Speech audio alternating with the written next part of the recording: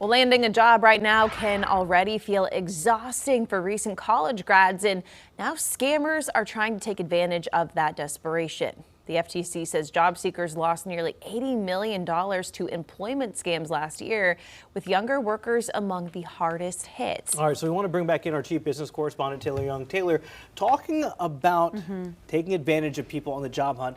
These scams are only getting harder to spot. Yeah, so I think two things are happening at once here, and together they're creating a perfect storm. So we know the job market right now is pretty tough, especially for those recent graduates, ages 22 to 29-year-olds. And, you know, when they get a text or an email or see a job posting that kind of checks all the boxes, maybe you can work remotely, you have flexible hours, the quick interview process, right? So that's going to make people feel excited, and they are emotionally going to respond to that and maybe quick to apply.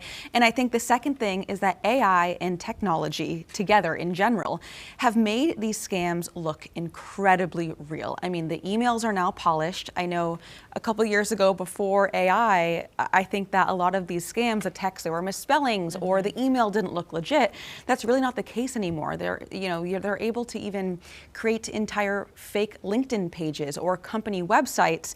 So, I mean, you combine the economic anxiety with more sophisticated scams, you know, those younger job seekers are left extremely vulnerable right now. Okay, so what are some of the biggest red flags that people should look out for if we can't necessarily use our traditional scam knowledge here? I think the biggest red flag is being rushed. If anyone has been in their career for a long enough time, you know the job search is a long one. I mean, even getting through the first, second, sometimes third round of interviews. So being rushed like that is absolutely a big red flag. Another one is a lot of these kind of fake scam job postings. They want to communicate with you through a texting app, whether it's WhatsApp.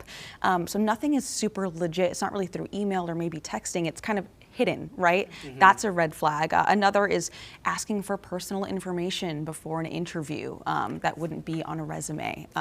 And the last one, which I think is also huge, is paying for equipment. That is a big one. If you have to pay for anything, it's an automatic no. Yeah, a real company would not theoretically do that. So that should be something on your radar. The minute that a job is asking you to pay for something up front, no. Years ago, I had a former coworker who was required to buy a laptop, and they would reimburse him later on. No. That was part of the scam. Okay, so what should people do before responding to a job offer?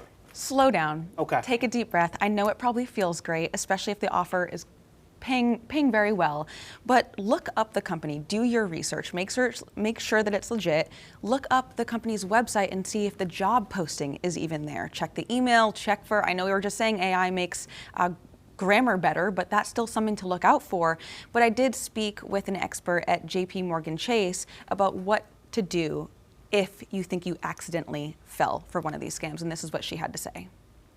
Your first line of defense is to contact your bank, work with your bank, your financial institution, wherever you bank. Make sure that you are working alongside them to report the loss, and also with local law enforcement. CMPD's Financial Crimes Division is designed just for that, to help people who may have become a victim. Now, Shakira says these scams aren't just impacting the younger generation through jobs, it's also through real estate, fake apartment listings where they're asking for deposits, which I know is kind of common, especially if you're taking a job somewhere else, you're not seeing the property beforehand, but do your due diligence and make sure that it's legit. Another one is scholarship scams where they're having you pay fees up front. Shakira said scholarship programs won't do that. Oh boy. Okay, so what do you think this says about the job market when people are starting to question whether or not what they're seeing posted on what they think is a reputable site or people reaching out isn't even real? So the distrust is absolutely growing. A recent study by LinkedIn, a poll, showed that 3/4 of all job seekers, this is across all ages now, are unwary about every single job posting that they're seeing. And I think what's harmful about that is people may not be applying for real opportunity. So it's kind of making a lot of people second guess,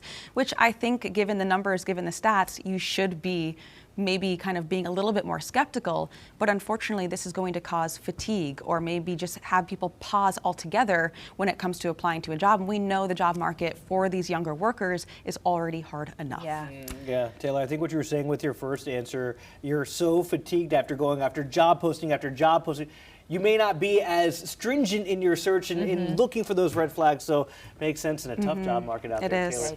All right. Taylor, thank you. Queen City News Plus. Just search Queen City News on your smart TV's app store.